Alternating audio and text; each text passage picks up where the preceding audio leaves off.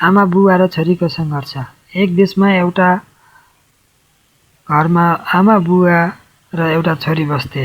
उनीहरू सामान्य घर परिवारका थिए। समय बित्दै जाँदा छोरी ठुलो हुँदै गइन्। परिवारको आर्थिक अवस्था कमजोर भएकाले छोरीका बुवाले घर परिवार राम्रोसँग चलाउन विदेश जाने निर्णय गरे। बुवालाई विदाई गर्दा आमा र छोरीका आँखा निकै रसाए, तर पनि राम्रो भविष्यको आशमा सबैले मन बुझाएर बसे। बुबा विदेश गएपछि घरको सम्पूर्ण जिम्मेवारी आमामाथि आयो। आमाले पनि खेतबारीमा काम गर्दै, टिकी जाँचो गर्दै छोरीलाई हुर्काइन्।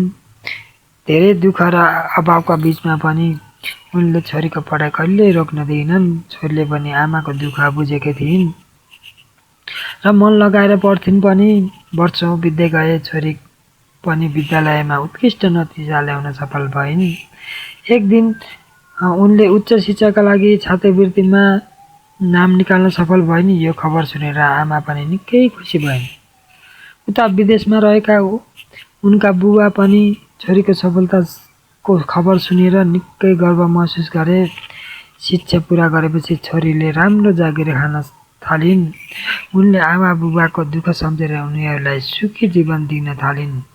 धेरै वर्षपछि बुबाले पनि विदेशको यात्रा यत्तिकै छोडेर घर फर्किए। आफ्नो छोरी सफल भएको देखेर उनीहरूको खुसीको सीमा रहेन।